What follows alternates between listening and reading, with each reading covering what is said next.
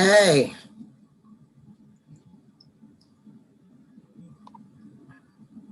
Can you hear me?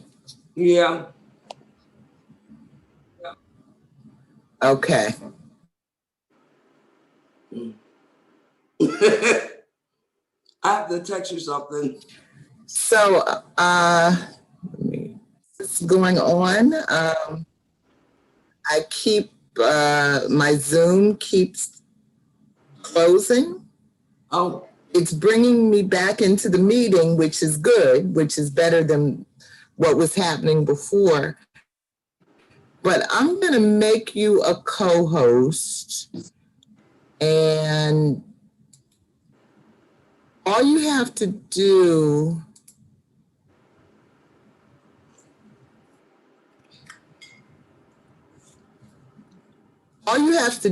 if you hear something that sounds like a doorbell, you have the participants down at the bottom, right? And you just click it. At the top. Okay. I can't hear you. You're frozen. You're frozen.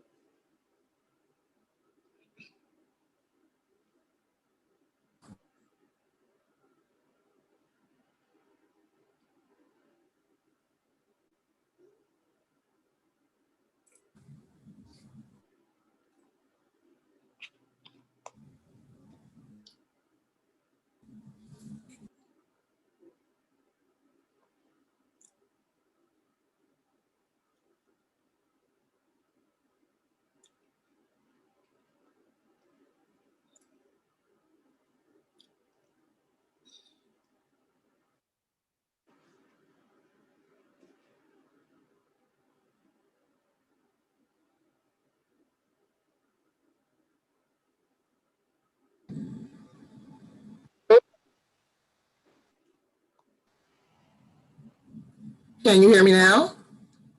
Yep. You're frozen again. Okay. You keep freezing. So, and I can't hear you when you're freezing. Wow. Nope. Okay.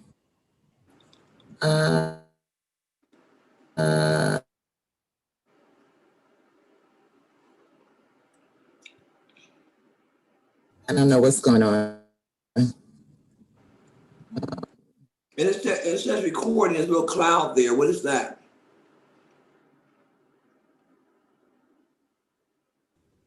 Now you're freezing. Into the cloud. Again.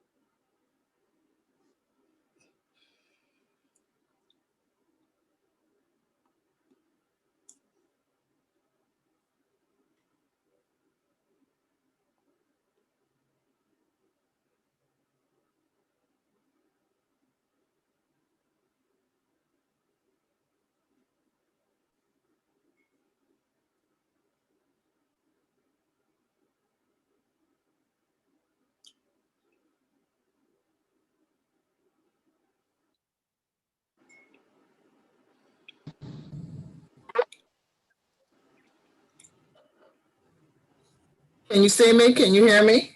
Yeah. Okay. So, yeah, I don't know. I don't know what's going on. Yeah, we did. I did good last night, right? I didn't get cut out. No, you did not. Yeah, yes, I was very good. Yeah. So I don't know what the difference is, but I think that I'm learning something here, which is that I don't have to keep my Google Chrome page open, my YouTube page open. Right. Because I think a part of what has been going on is, it's using too much bandwidth or something. Mm-hmm. So that's good. So Rick sent me a message a little earlier saying that he was going to be about 10 minutes late.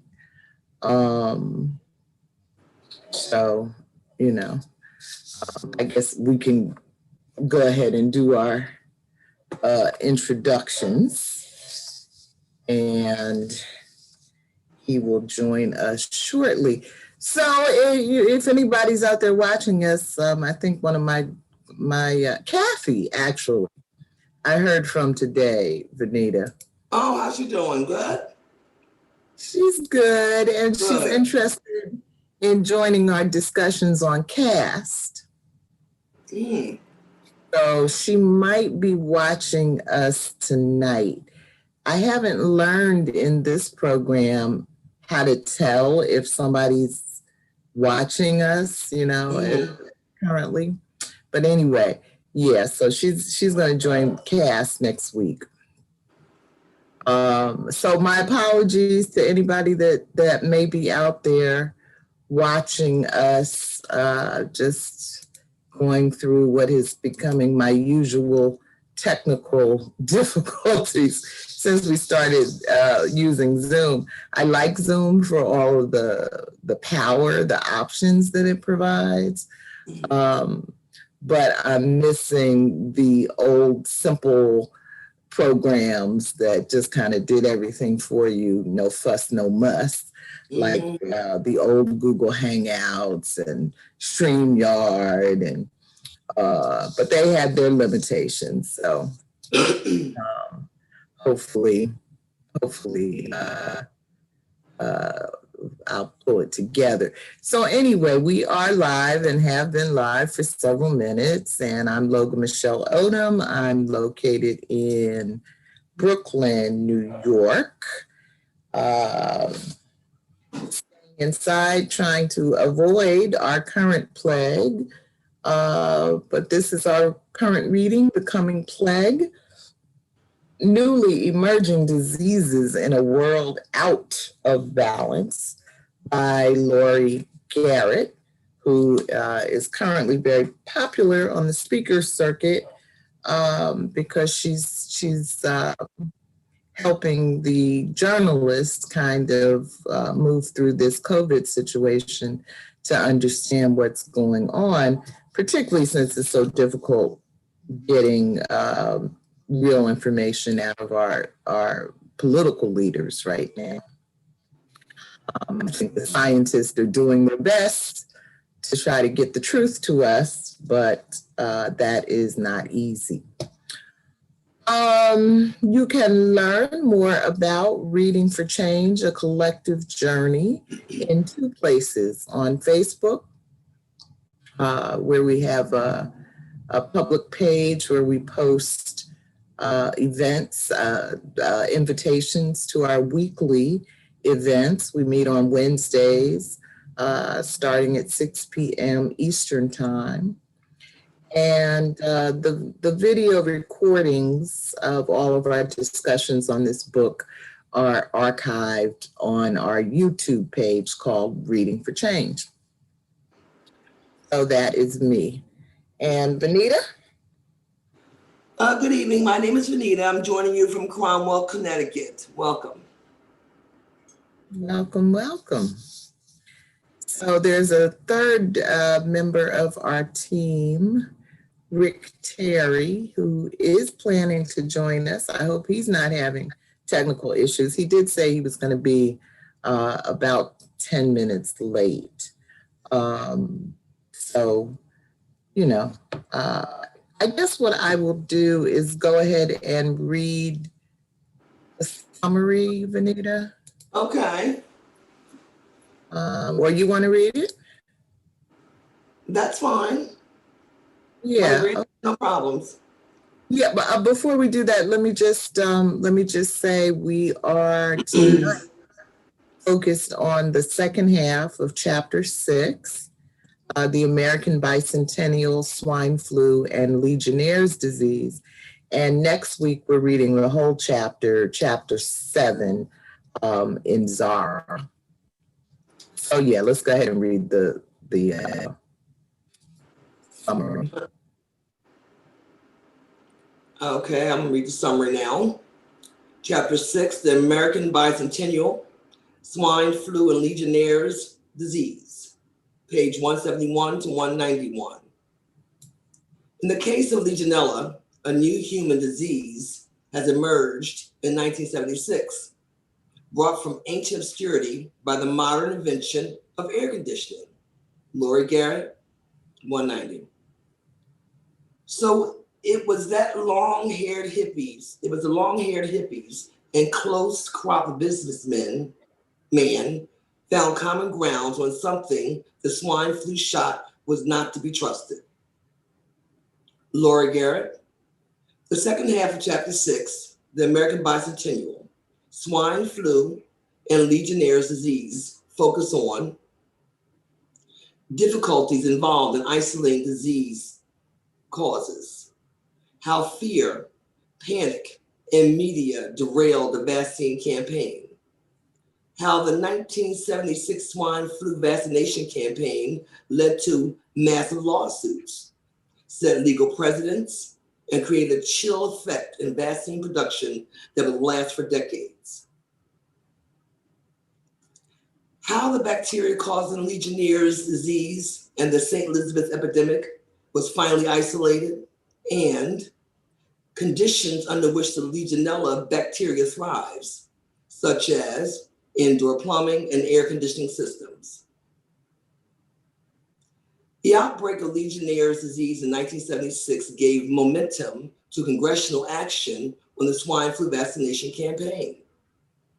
But an increased rate of Guillain-Barré syndrome among people who took the vaccine, leaving some paralyzed, killed the campaign, set legal precedents, and led to massive government payouts, and thwarted vaccine production for decades. CDC Director Censor will be publicly humiliated in his firing of on national television. Though guilty of poor decision-making and bows to political pressure, Censor was not alone in his haste to rush to judgment in the public health crises that would reverberate for decades. The age of optimism will come to a close during 1976 as scientists were humbled into the realization that there are very real limitations of our tools for investigating an apparently new microbial disease. Observed medical historian Robin Hudson. You gonna go with the key points, Michelle? No, not yet. I just got a message from Rick. He's trying to find the link. And so let's see if he makes it. If he makes it in. I'm not, here he is. I'm not online, so I didn't want to go there.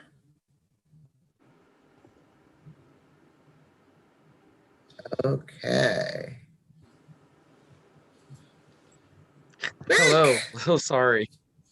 You made it. I finally got her to hang up. It's okay.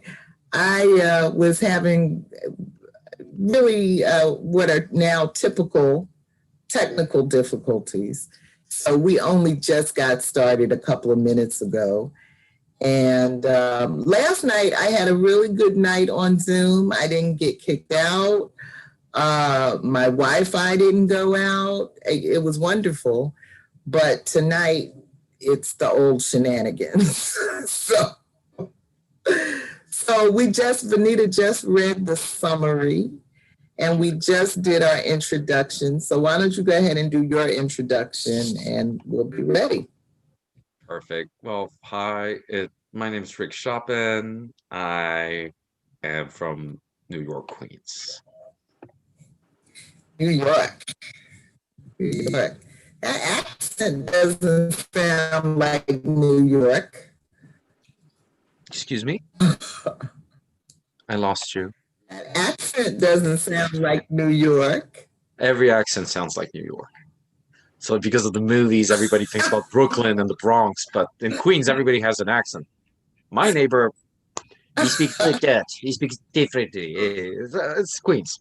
850 nations. Yeah, right. This is the accent here. So, Venita, did you get a chance to watch that video I was telling you about? Parts of it. I did most all the reading of your what you posted. Okay. And I saw the questions ahead of time. The ones are highlighted in yellow. Yeah. So all those. Yeah, I got quite a bit of it done and scanned my book. Yeah, it's been a busy day. I didn't have time for it. Yeah. Okay, so does somebody want to start us off with one of the questions? Okay, Rick. Take it. Do you want to go through the standard questions or the specific questions? Whatever you feel like. Well, I would start with the standard questions. What, if anything, did you learn in this week's readings? What was the most interesting thing to you in this week's readings? And what questions or discussion starters occurred to you from this week's reading?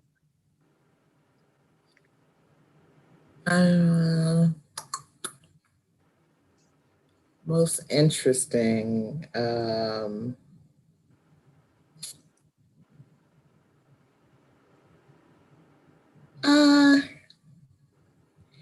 I think for me, the most interesting thing, and at some level, I know this, but I don't really know it because I'm not a science person. I'm doing good to read this book.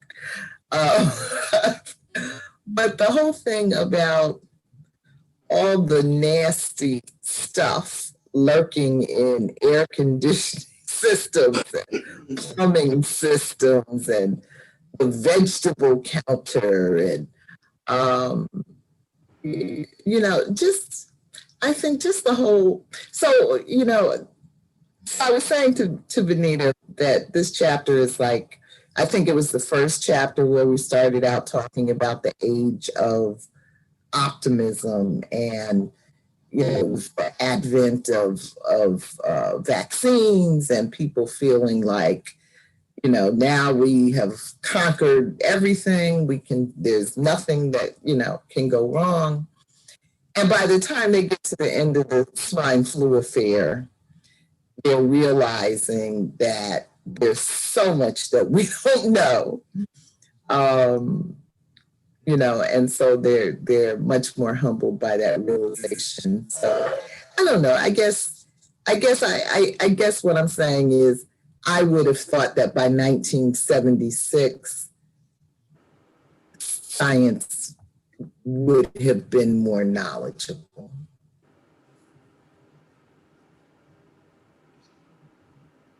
Venita?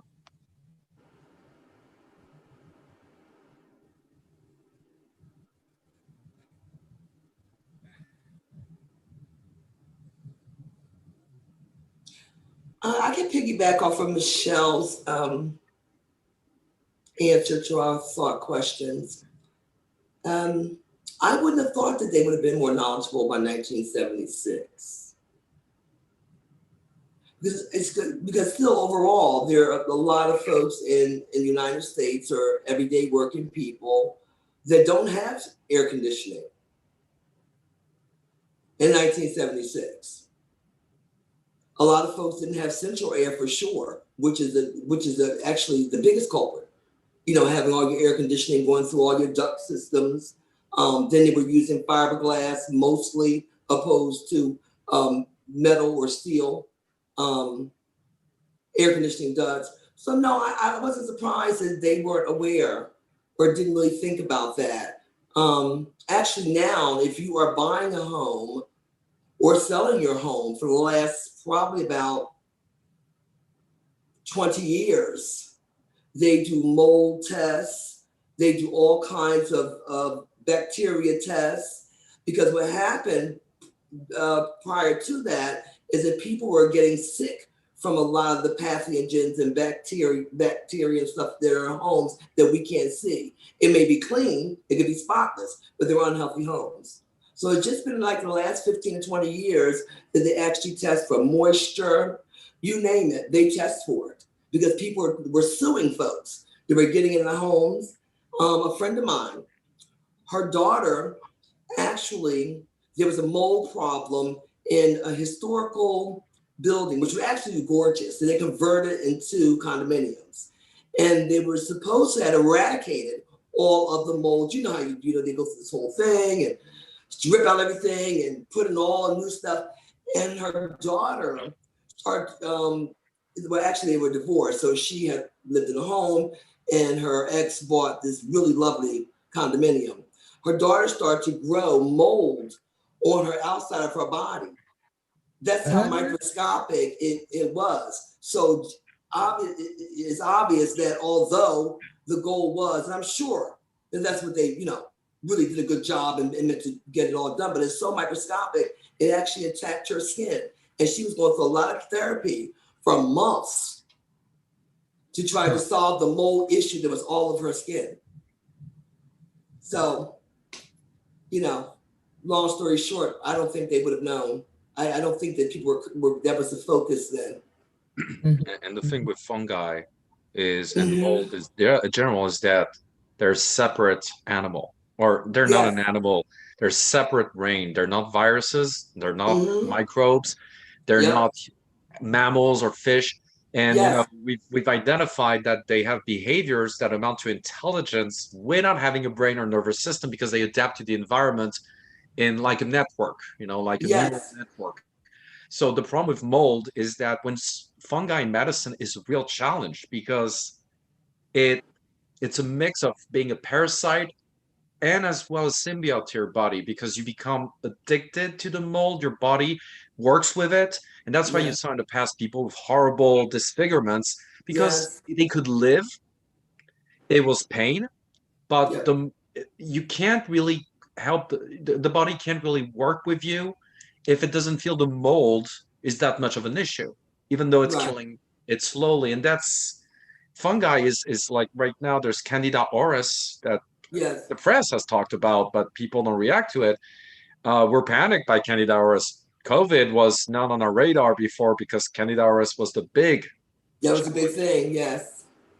So I don't know how many cases, maybe 1,000 in the world. It's an extremely contagious fungi that first was identified in the ear of an 80-year-old Japanese woman. And what really freaked us out is another genome was identified in South Africa pretty much around the same time, but we didn't know yet.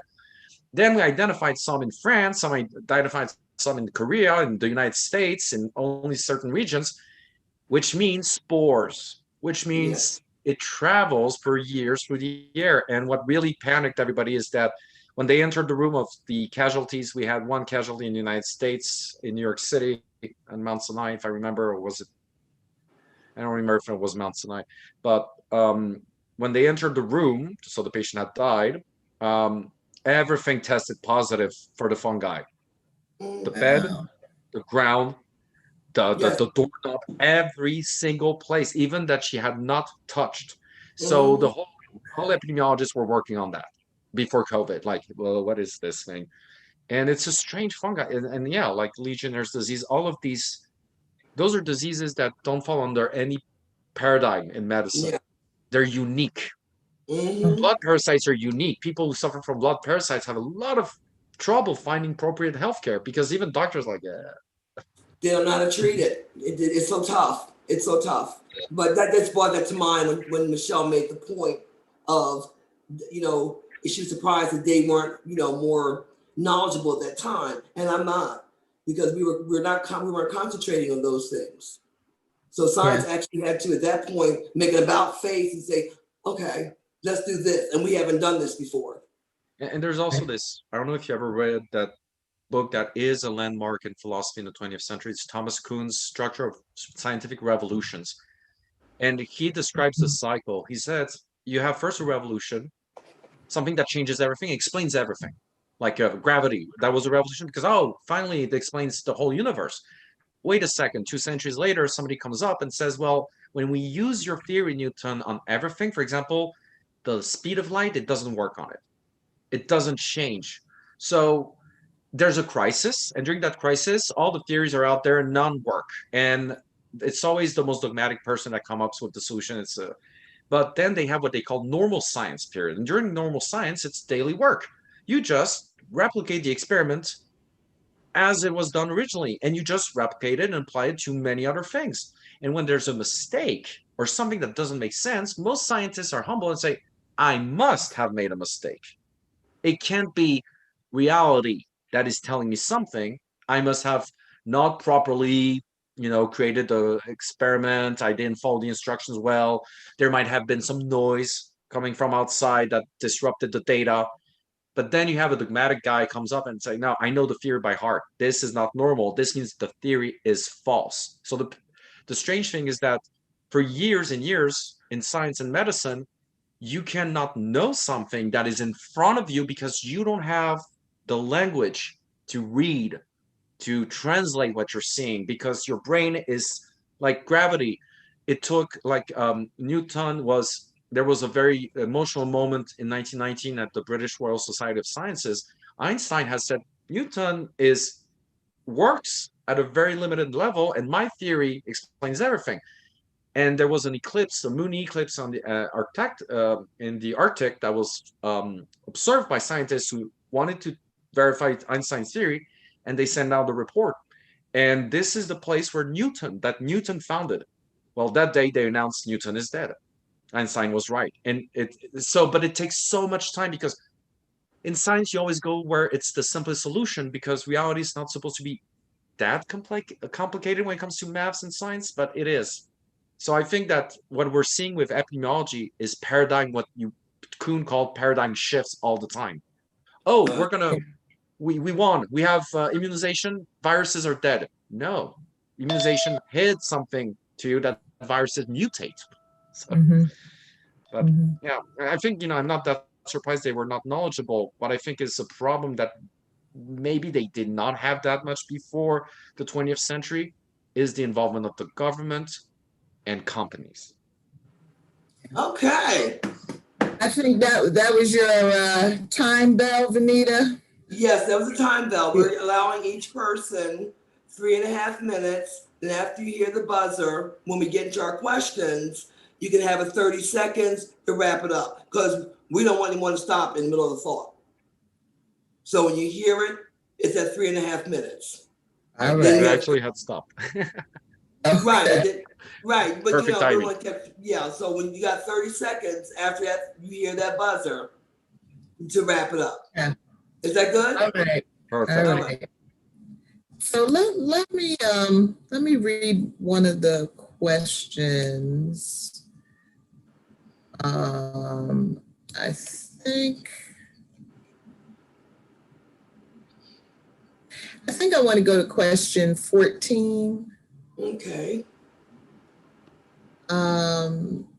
Many questions remained about the swine flu affair, including this one. If a major pandemic of any kind were on the horizon, would the American people respond to the public health authorities? And so my question is, would you rather have a government that overreacts to a microbial threat, which arguably is what happened with swine flu, or one that underreacts, which arguably is what is happening with coronavirus?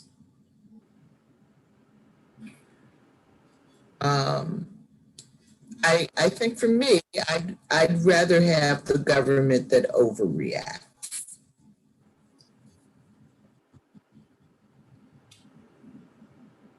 Well, you won't be getting that in 2020. So, May not 2020 before November the 3rd. So You won't even be getting any stimulus before November 3rd. and you're getting no food, no water, no shelter, no nothing before November the 3rd. You aren't getting any more Yeah. after that, even if he's reelected. That's the lie. That's what I'm saying. So you get nothing. Oh, I'm sorry. What would? So I'm choosing overreact, Okay. because so the government ended up spending what I think close to $100 million in payouts to people who were harmed by the swine flu vaccine. So what? It's only money, and I think that we're constantly in this tug of war between valuing money versus valuing people's lives. And I just feel like increasingly we're living in a world or a country, at least, where there's essentially no value placed on people's lives, and that feels very out of balance. I mean, going to the subtitle. This feels very out of balance, unnatural, totally wrong to me. Well, don't you worry your wonderful head about that. Because thanks to your government, that one up there that feels better than they ever felt in 20 years, you will not have to worry about being made whole if they decide to strap you down and shoot you up that vaccine, because he is trying to pass a bill as we speak that will not hold anyone liable for anything that may happen to you. So not only do they not care because we didn't overreact, we didn't underreact, we haven't reacted at all, basically. The government has not reacted. It has been your state government that has reacted and your local town government that has reacted. So there's been no reaction. So there's no reaction to a pandemic that's killed Mm, I 210, forgot. 211, I think we're close to. Yeah, that was the latest. That was earlier than that. Yeah. I'm sure some few people are biting the dust as we speak. Right. So not only have they not reacted at all, they want to make sure for whatever reason may be, that you will not be made whole for those of us that's going to survive. Because remember, we're not getting any food, any medication, anything. And I just heard on CNN tonight that cocktail that he received from Walter Reed. They were tossing around the scientists, like, okay, we know you're not going to eradicate this, so you're going to have to control it through wearing masks and control it through, or should I say, treat it with medications. Well, they just said today, pharmaceuticals, don't even worry about getting that cocktail, because that cocktail cost so much money. It took so long to design, till that's not going to happen ever. They said that will not happen in the masses. So I don't know, but they made that clear today. So if we're not going to vaccine for it, that's cheap to make and cheap to produce, so that the pharmaceuticals can make billions off of them, then we could just rack it. You can wear this mask for the rest of your life, more or less, and just count the numbers that are tallying up like until 2015, 2020. We're projecting what, 400,000 by the end of this year, dead. That's what you're going by Fauci. That is his estimate. I understand today from a couple of scientists that could be avoided, of course, if we had a government that did react. However, they think that's a conservative number. It is. It is Conservative. because it's mutated. Mm-hmm. What do you think is more accurate, Rick? By the end of the year, 600,000.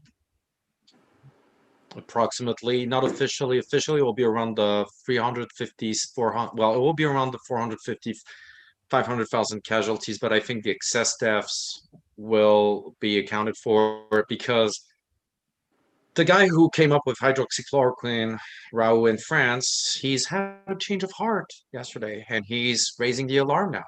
It's no longer just the flu. It's no longer just. He said he would. Oh, we're panicking because 3 Chinese died.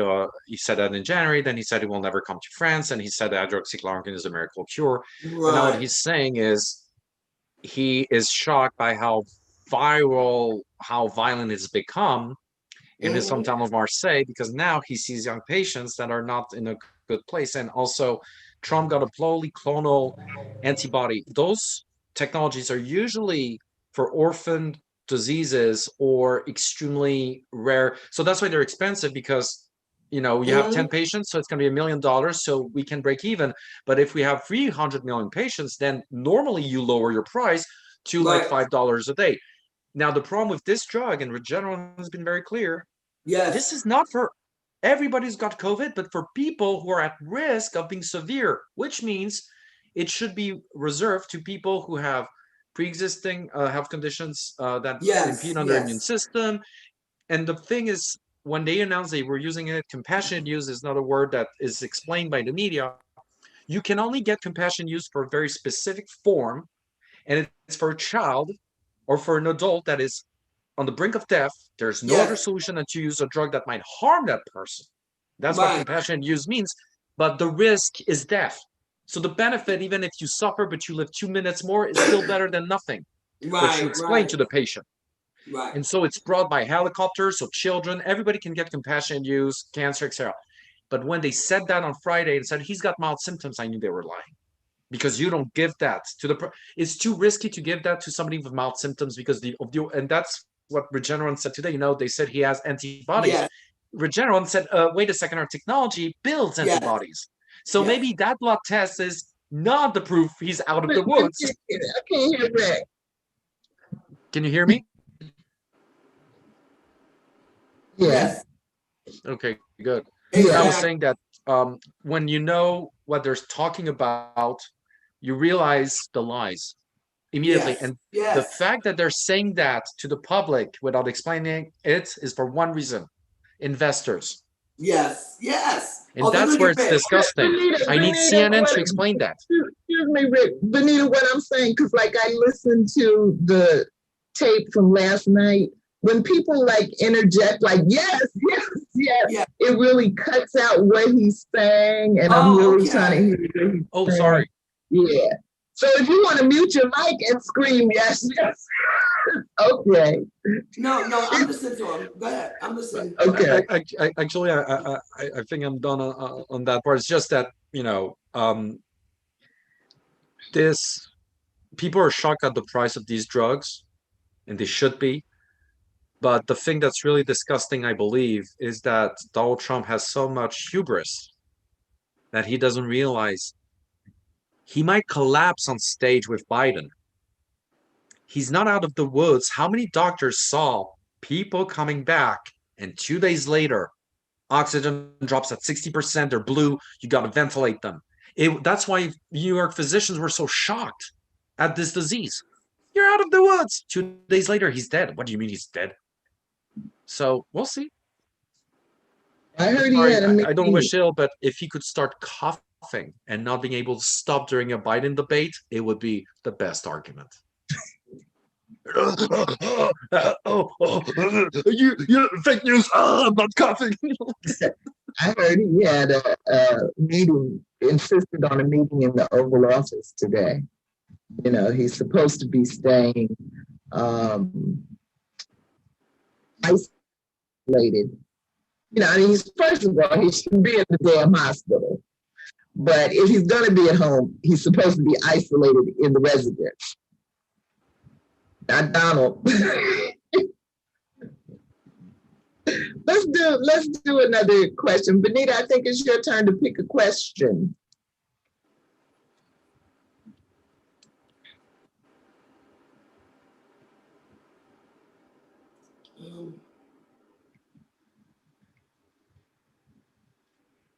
Are you muted? I can't hear you.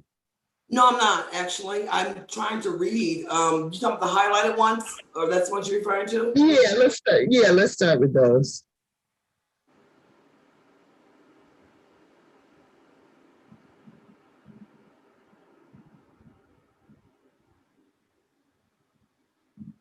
Oh, question 7.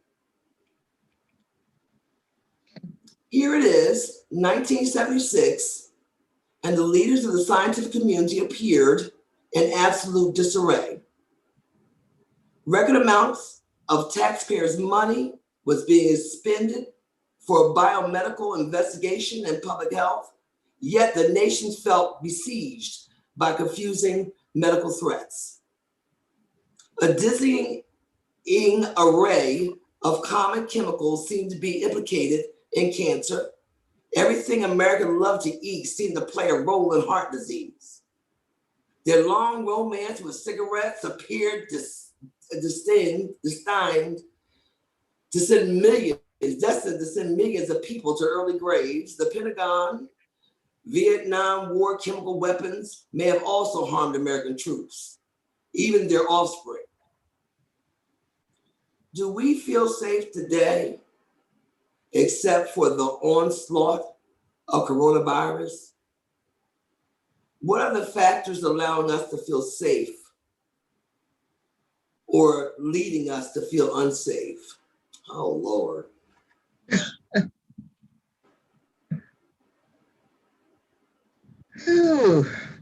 Well, first of all, if you hadn't noticed, I'm Black. Oh. So even without the coronavirus, everything to the side, even without the heart disease or smoking cigarettes or chemical warfare, I can't think past that.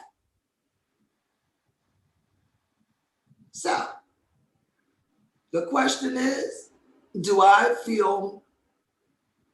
it leave me feel safe or unsafe? Well, being Black, coupled with, even if I do have cancer, chances are that I might not get the treatment that may be offered to others, that 9 times out of 10 will be of a higher social stature. that will probably be white. Um,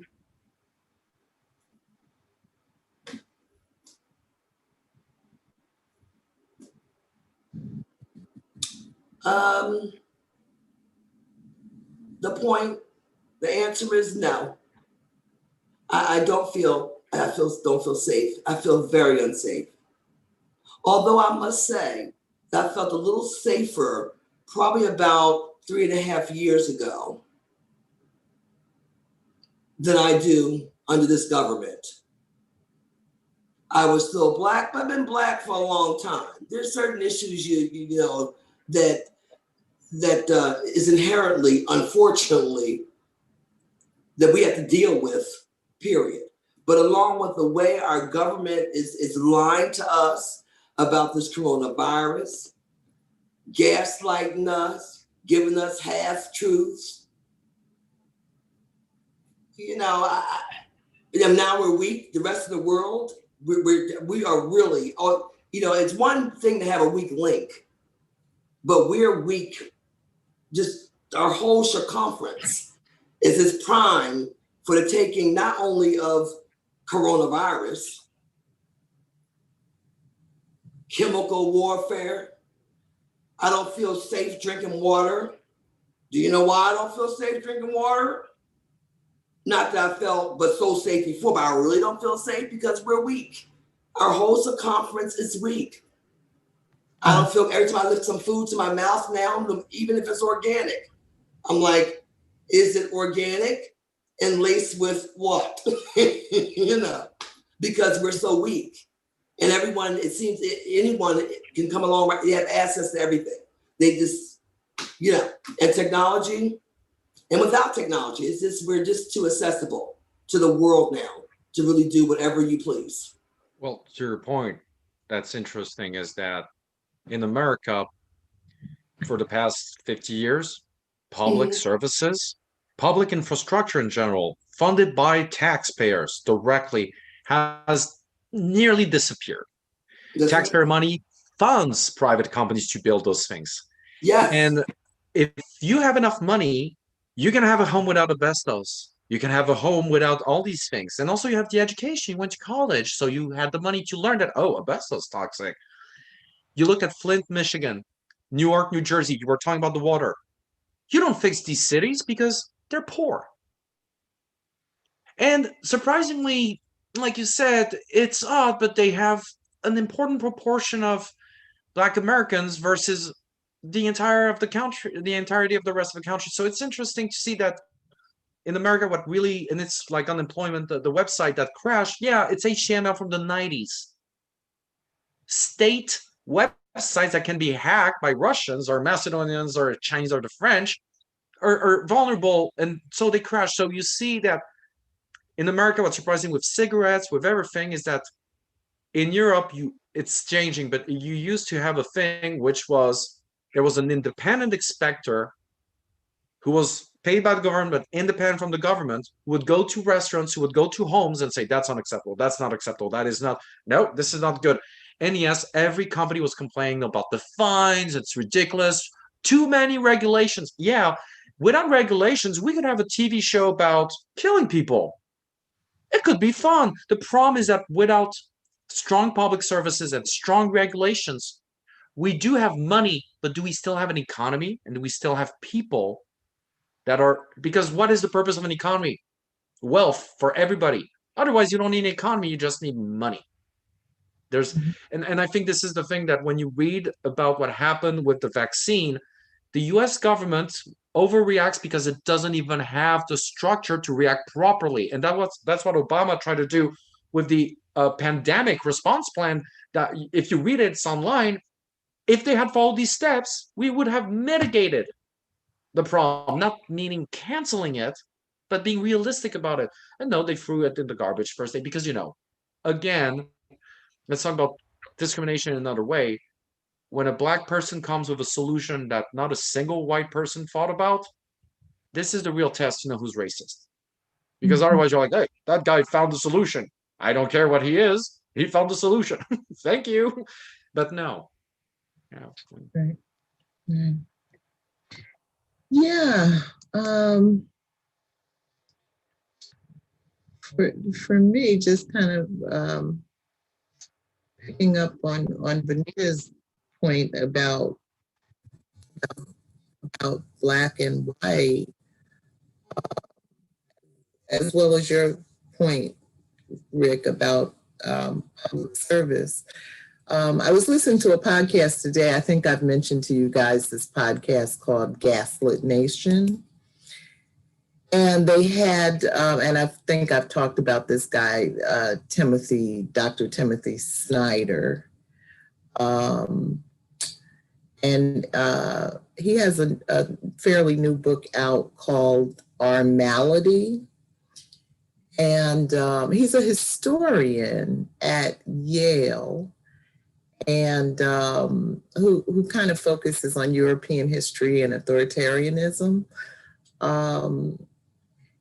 But I heard him on the Michael Moore podcast a few weeks ago talking about his new book, Our Malady, and I heard him again today on Gaslit Nation. And so he's a white man who works at Yale University, has very good health insurance, received very shitty health care. And so his book is looking at, kind of like what you're saying, Rick, is what is the cost of this racism for everybody who's a part of this system. And, in terms of public service, I would also say, and what is it, about our fear of socialism? What do we actually think socialism is, that it is so scary to us that we don't even want to have our health care provided in a manner that is beneficial to our overall individual and public health? And so that's kind of the thing that was coming out in this chapter, that the pharmaceutical companies weren't going to do this work without the motive of profit. They were not going to take the liability.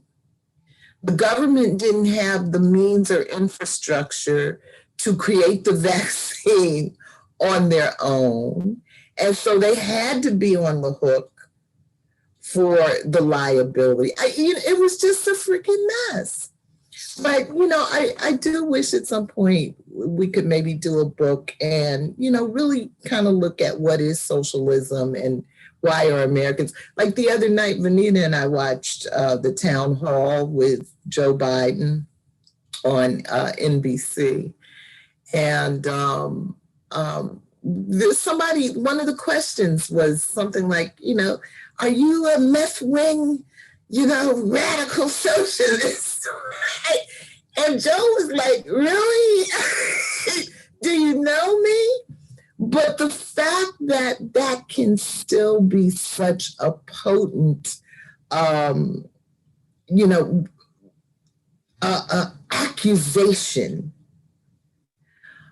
in today's marketplace, in today's political environment, it just says something about the effectiveness of the dumbing down of Americans. That, well, the strange thing about America is that socialism in Europe, we still don't understand why Americans have a problem with socialism, because like the Communist Party was born out of a break. They broke with the socialists because the socialists believe that revolution is progressive, that you have to go through compromise, education of the nation through these new policies, and through the liberal democratic means. The communists say, no, you're a step towards a revolution. The real revolution is when the people seize the means of production, and there's the proletariat dictatorship. It's Karl Marx. It's like Americans confuse communism and socialism, number one. Socialism, number two, has governed with right-wing governments in Europe for 70 years.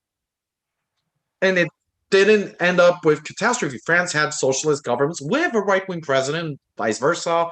The Germans too, the Tories in Great Britain. I mean, it's surprising how nobody realizes, like, for example, they say single payer healthcare, government-run healthcare does not work. The UK, France, China, Japan, they work. So Yeah. it's so odd. And what I notice is that even the right wing, radical socialist doesn't mean a thing. You say communist or anarchist, anarchist, or anarchie, like the Germans say. But then you have even the right wing in America is insane because the references are European, and they tend to forget one thing: white Europeans despise white Americans. Really. So it's so strange that they don't realize that they are considered by Europeans the way they consider the minorities around them. And it's a vicious cycle where you feel the Russians and the French are now able to influence America and undermine it, because Steve Bannon's favorite book is from French racist authors, and the French have influenced also the Nazis. We were really good in making a pseudoscience out of race because we're colonizing, so we had to justify our horror. But when you think about it, it's not a good place right now because I think Americans are really confused about politics. They don't understand what they're talking about anymore. Like, I love these people who are like, "What, Trump wants to repeal the ACA? I love the ACA, but you're against Obamacare." Yeah, I'm against Obamacare. It's the same thing. That's what's so sad. That's why I can't do it. What? Yeah. What? Because you put Obama in it, you don't like it? Oh, you That's racist. right. I'm sorry. I'm going to stay polite. Yeah, and those same kinds of So sad. political polarization was an issue in this swine flu affair. Mm-hmm. You know, the left wing thought it was a hoax. You know, the right wing, it's like we're just trapped in some kind of vortex. Stupidity. Yes, where we can't get out of it. So I don't know. Rick, you want to read one of the questions? Sure. Let me. I had one right there.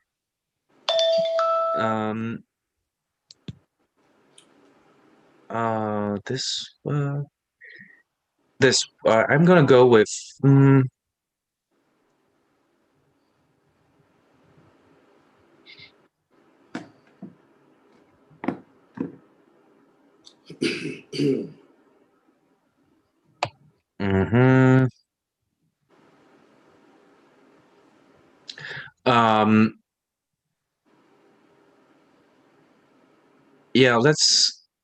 Yeah, I'm gonna take this question rather.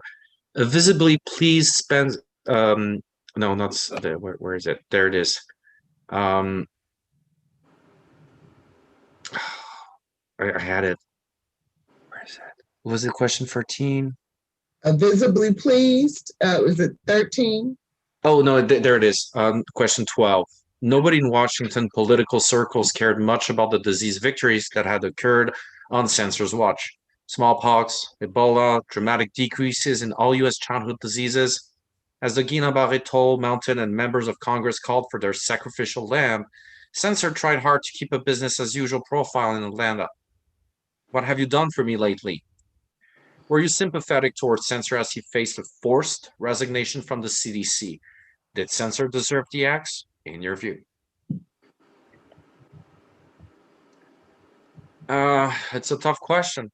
I mean, when you take on these positions, I think you should be prepared to become the scapegoat. Mm-hmm. Because he can't be the sole accountable for this quagmire. There are many, many different culprits, but he is the name on the card. You know what I mean? So I don't feel sympathetic, or I think he should have been aware of the risks. But the thing is, there's maybe a lesson to take away, which is, and it reminds me of a quote from Nietzsche: it is easier to accommodate yourself with a defeat than with a victory. Because when you have too many victories, you don't see that, you don't make this difference between luck anymore and your input. You don't see how much others bring to you. When you have too many successes, you're not used to failure anymore. But when you're used to failure, you improve actually. So I think that sensor, after all these major successes, they were like, yeah, we can destroy all diseases. And when we see something, we're always right. So I think success is dangerous for scientists. Popularity, like the public eye. I think that scientists should be like, writers, or they're not supposed to be celebrities or public figures.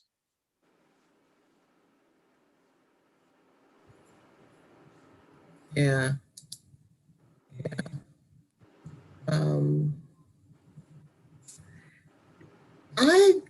I felt sympathy for him, just in the way that he was fired. So, with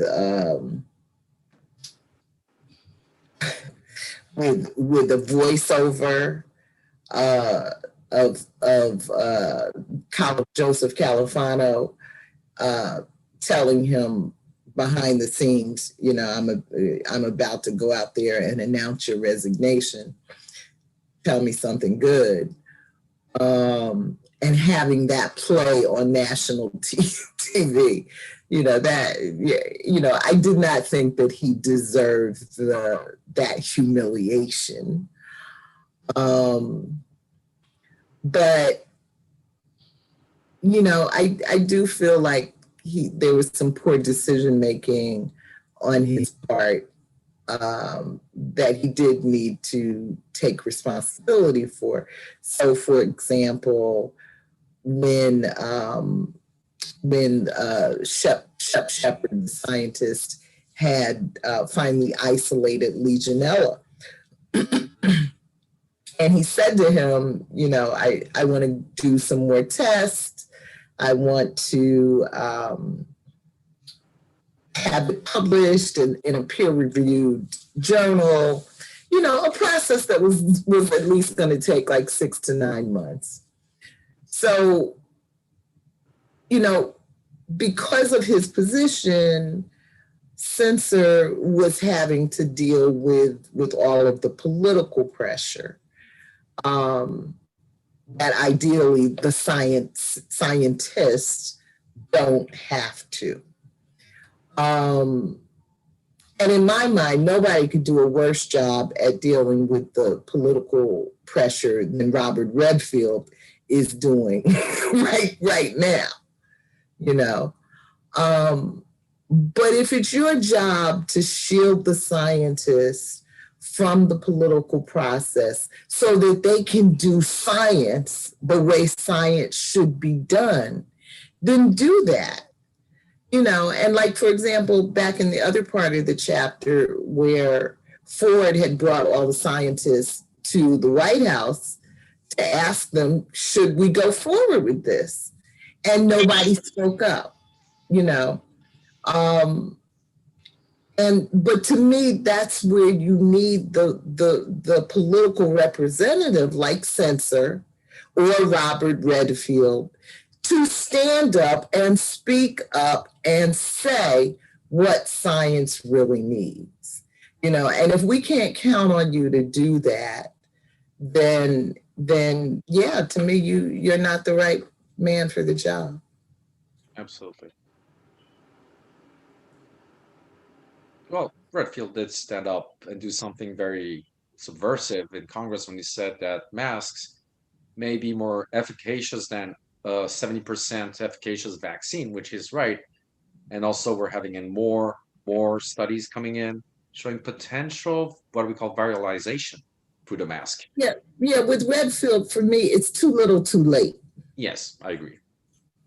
Unlike the guy who resigned from the federal government yesterday, who said we would have one of the most bleak winters in American history.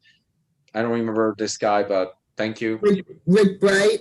Yeah, thank you, sir. Because it takes a lot of, courage to give up on 30 years of public service because there's a up there. I'm sure he must be, but he did the right thing. And I think Deborah Birx and Anthony Fauci, I understand their position sometimes, but I also think at one point you resign. You say, listen, you don't need me. You know everything. Thank you. You can tell the American people you don't need Fauci. I was wrong, right? You keep saying to everybody I was wrong. Okay, bye. And see what happens. Because Dr. Atlas is an idiot. Like everybody can see it. Even those who don't know medicine are like, what? It's sad. It's sad. Yeah. But you're right. But the problem is scientists should not be involved in politics. Right. And but the problem is reality is not like the abstract idea of science or philosophy. You always mingle with politics, whether you like it or not. So you have to, maybe, I remember in France when I was studying philosophy, guys in science were envying us because saying, we understand very complex stuff about matter, but we don't have an overarching system of values to evaluate how we do, to think about other theories or brand new ideas. We're stuck in our theory, and it's difficult to get out of it because you do your job. And they were saying, you philosophers, at least you have some, and we're like, yeah, but we don't have enough grounding like you have. So I think conversation between disciplines, like for example, scientists, if you want to they want to be controlled, you don't need the politicians to step in, but patient advocacy groups, you need physicians that know the field. You need other people to step in who know, nurses who know what care is, so that the scientist realizes, oh, you're right, my drug is stupid. It can happen. A drug seems to be a good idea, but in real life, it becomes a danger. But the scientist doesn't know at first, it's like, So. Yeah. Yeah. Real interdisciplinary kinds of problem-solving teams. I mean, this is an abstract thought, but I was just thinking about, Venita was telling me yesterday about a man, Venita, you tell the story about the man who stopped to help somebody and ended up shot. Yeah, there was a gentleman in Texas, Black gentleman, young man. He was trying to stop a domestic dispute between a female and a male, and they haven't come out with the exact specifics, but apparently he was abusing her. So, being a gentleman, he stopped, was trying to diffuse it, and meanwhile, others had called the police. And so it was pretty quiet at that point, and his main reason was to stop her from being abused, for stopping. Well, but after it's quiet down, during the process, the police came. This is in Texas. And from the witnesses, they said, well, he had already cooled it all out. Only thing the police really had to do, as they probably do in Connecticut, is that, somebody might have to go to jail tonight because they can't take a chance of you doing this after the police leave. Make a long story short, he started to question the gentleman that was being a good Samaritan. So he answers questions, and the gentleman turned around and started walking back to his car. I guess he didn't like that. Tased him. The guy fell to the ground. This is going by the account of the paper. Start convulsing and shot him point blank because he was convulsing. He's been in other words, I guess he's been charged, right? Huh? The cop has been charged, if I remember, but not for murder, like for reckless endangerment. Yes. Which is a dumb thing to do. It's murder. He's dead. We don't care about the intent. It's like when they say, well, I didn't want to rape her. Your intent does not matter. Well, what matters is your action. The cop that murdered George is out on bond for $1 million today. And I'm sure he got the money from all the alt-right idiots out there. That's what he did. So and this proves he has no honor. because if you're really innocent, say I refuse that dirty money, I can defend myself. No, they're. I'm sorry, it's horrible to say it's serious. Why they're inferior. But what I wanted to say about the situation that Venita was describing was that one of the things that I said to her when she was telling me the story. So in the Joe Biden town hall, yes, what was it? Tuesday night, Monday night, Wednesday? I don't know. It was Monday. I remember now. But one of the things that Joe talked about in his plan to reform policing, is really what people are talking about when they say defund the police, and but Joe is talking about having like interdisciplinary teams out on the street. And so I said to Venita, yeah, but at some level, if you have to have a social worker to stop you from shooting a man who's having a convulsion, then to me, you don't need a social worker. You need to not have a gun in your hand. You need to not have that authority. And so my point is, I believe strongly in interdisciplinary processes. But I'm also aware that, so for example, Tim Snyder today was talking about, just the loss of humanities. They were talking about Holocaust deniers and that kind of thing going on. And so we've actually stopped trying to create whole people. And if we were trying to create whole people, then yes, you would need to have an expert when you were ready to move to a deeper level on something. But, just like I said earlier, I'm not a science person, but I do know how to read. And I'm not going to start trying to operate on anybody because I read this book. You should run for president. You might be elected. Well, I read a book. I know everything. We ought to be able to have basic conversations about pretty much everything. I think you're right. It's very the thing that I believe should be done is that cops should be cops and social workers should be social workers. In other words, like in Europe, for homeless people, the cops don't come. They call in another number, and it's a system with ambulances. They go towards people and they don't force them in because they have the human right of refusing and being in the street. That's a human right. But they try, they talk to them, give them coffee, some soup, talk, take some time, say, you sure not cold?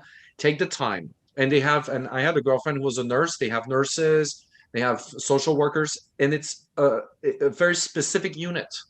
And they go, and even if there's no call, they roam the streets all night looking for people who are homeless and ask them, okay, are you okay? Do you need soup? You want to come with us? Shelter? No? Okay. That works. The cops never take care of homeless people in Europe. Ever. It's not their job. If they do it, people will be angry. And they don't want to do it. And I think the problem in America is that cops have been pretty much with the destruction of public services. Now in the neighborhoods, you're in charge of social work. You're in charge of everything. So you have so-called good cops who do a lot of community work. I don't want them to do community work. Be cops. That's it. Community work, that means you're trying to promote yourself. Why? Because when you're going to storm through their door, you need somebody to snitch. So enough of all that. And cops don't like this idea because if they have to just do their jobs as cops, it's very boring. Ticket.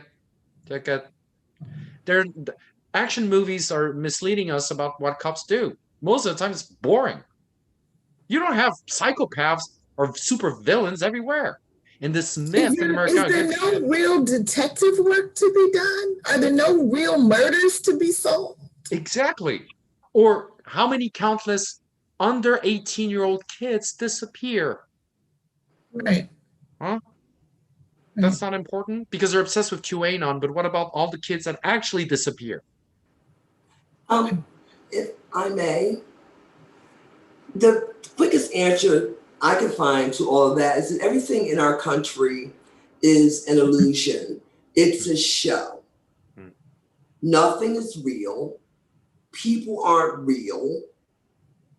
So they don't really care about having a separate system where the police can do the policing, minus killing Black folks at will, where social workers can do the social work. They really don't care. So it's a circular conversation, okay?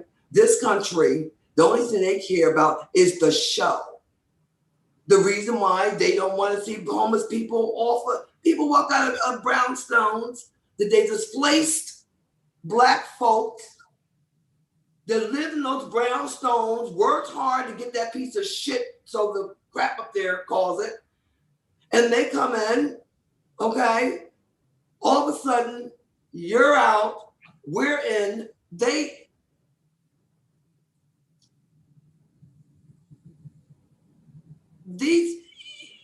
and when, you got, they go in there, they now cost $10 million, and to make it so sad is that these folks will walk out with their doormen and walk right over 2 steps down the way, this person laid up. They need that.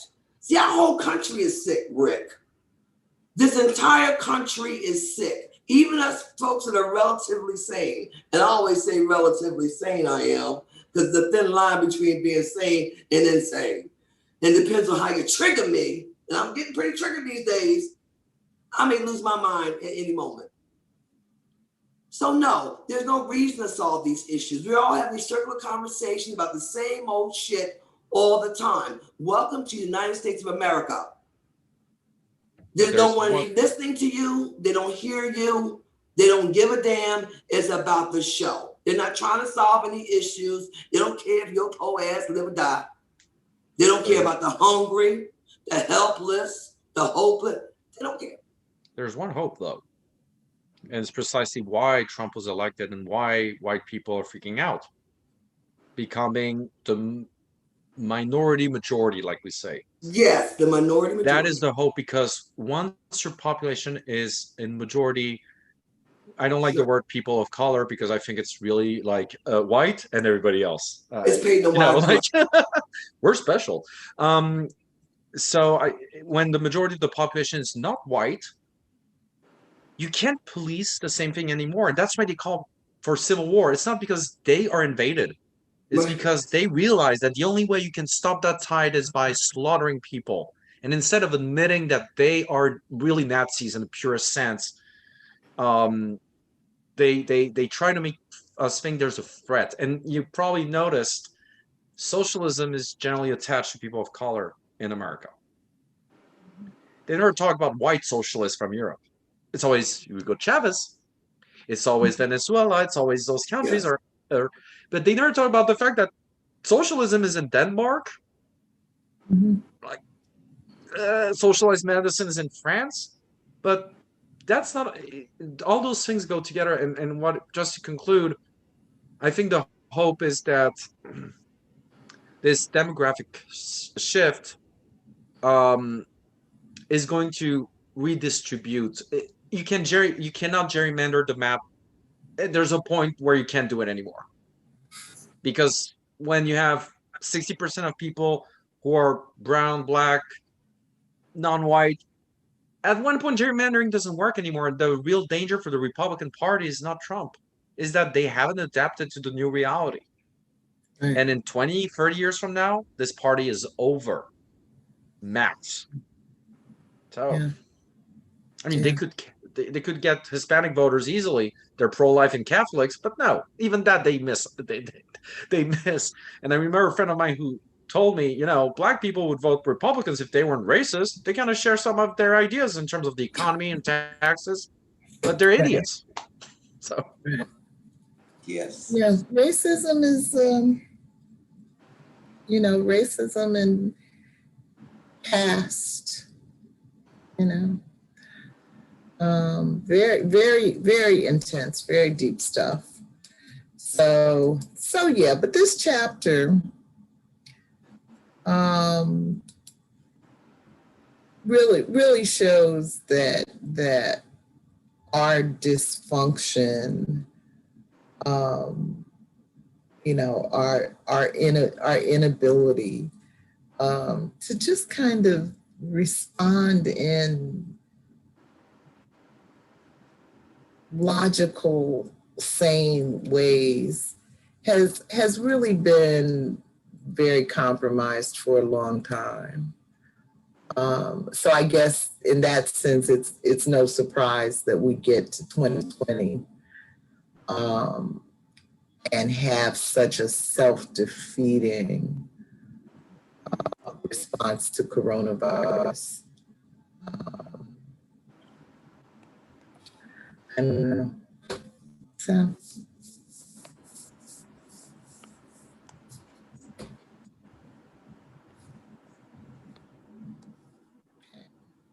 Any final thoughts Maybe a hopeful note. on the overall chapter? What'd you say, Rick? Maybe a hopeful note. I don't know that. Oh yeah, give us a hopeful note. Yeah, we need one. I would say that one thing that coronavirus has revealed is that New Yorkers are not that bad. I mean, I've seen some great abilities in a lot of people who went through a lot of suffering in the United States. It's just that I think we need to free ourselves from the media system, really. Yes. And I think Americans would benefit from silence. Yeah. I think we're getting too many stimulations at the same time, and that makes us very stressed out, insane. And like you said, Vanita, I don't think any of us is really sane. I think we're managing because America tries to make you insane and makes it into you either go to jail or you found a religion and people respect you. There's some insane people out there making money off poor gullible people, but they're okay and they don't get taxed. But if you don't found a religion, you're insane. You're going to, Well, I guess I'm a shelter. insane, Rick. I'm insane, Rick, then, because I am definitely an outlier, and I wear that badge proudly. Well, then you're not insane. But please don't found a religion. There are enough in America now. So many churches. It's an easy No business. worries, Rick. No worries. I'm not the girl. Don't worry about it, Rick. I thought about creating a church when I was unemployed, Michelle, thinking that's easy money. I just tell them that I speak to a new God, make it fun, and I become a cult leader. But it's horrible because cult leaders are evil. So I was like, nah. Yeah, well, obviously that's what Donald Trump did. Yes. He saw an opportunity, and he took it. Right. He took it. But thank you, Rick, for that hopeful note. I agree. And being here, the three of us are in the New York region, and I really would not want to be any place else in this country going through this disaster. Me and you both. I have a brother. I have one brother that currently lives in Florida, and another one who is about to retire, and he's thinking about buying a house in Florida. And I can't even imagine Alligators, hurricanes, mosquitoes. And an insane governor who is responding like a total dick to coronavirus.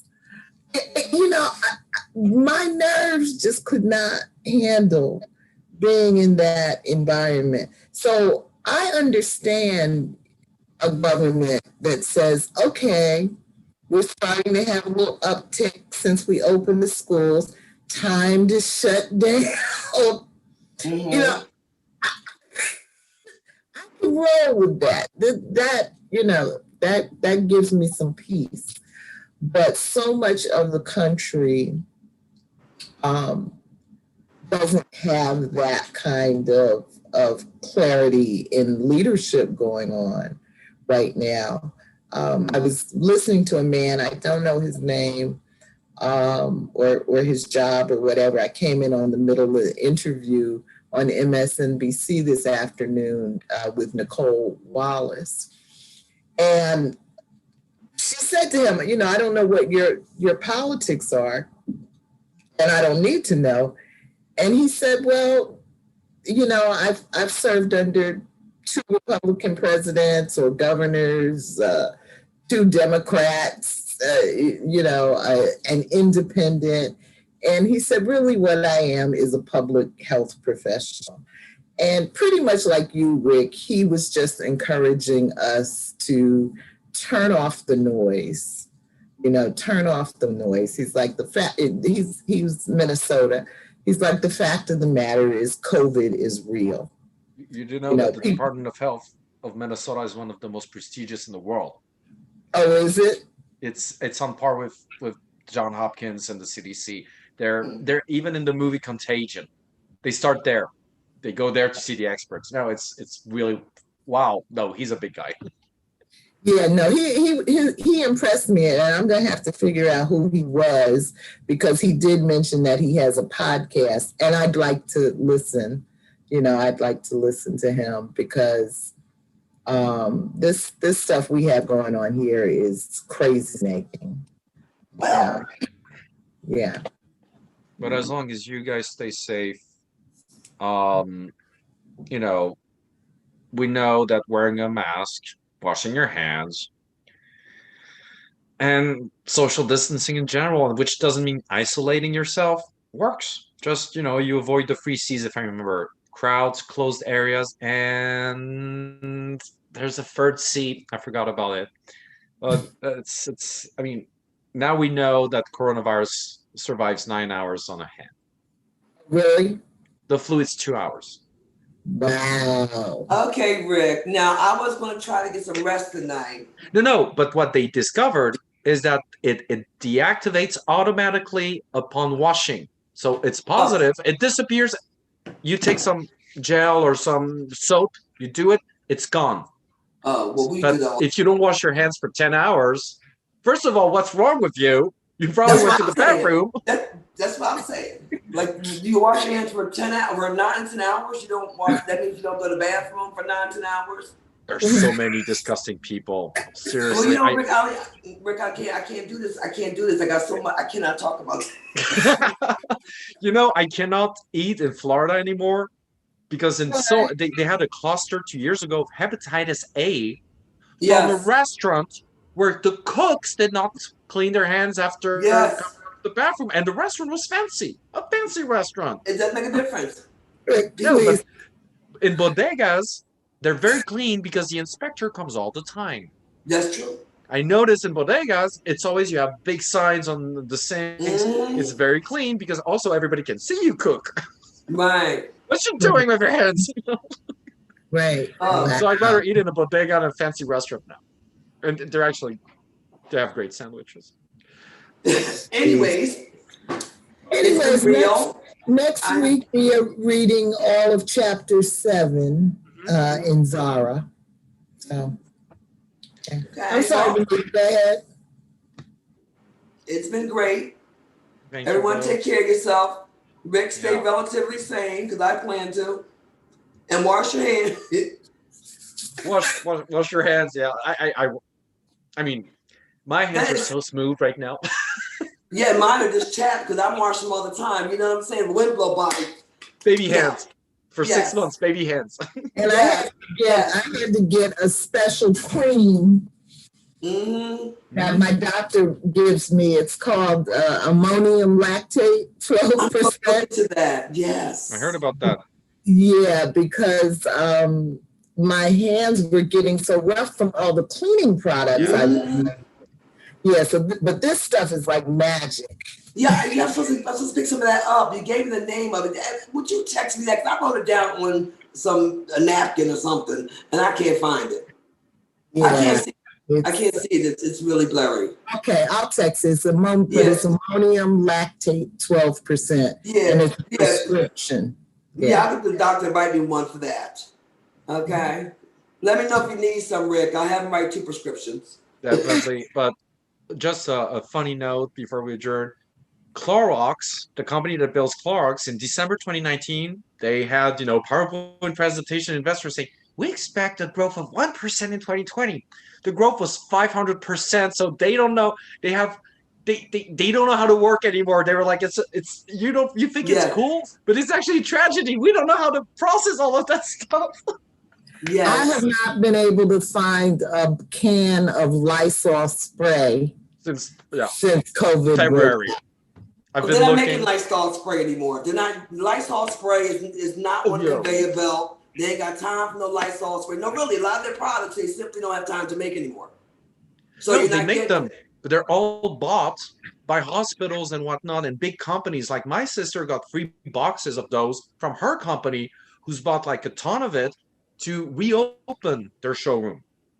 So that's why we're not seeing anything. They're taking all the stocks for themselves, all the big corporations and stuff. And you're like, that's true. Come on. Because the only way I get things I need is from my husband brings them home. Because the companies, it's a huge company. It's huge, but they got to keep their people well. So that's who they're catering to first, for sure. I mean, you can't find the Clorox wipes in the store, because the corporation. I mean, that's the only way they can keep them well. So they're catering, and the corporation buy them in bulk. This is a huge company. They're, those are big clients. They don't care, just wash your hands with some dishwasher liquid. Keep it moving. Anyways, it's been real. It's been a pleasure, everybody. Take care. See you. Have a good week. Take care. Bye.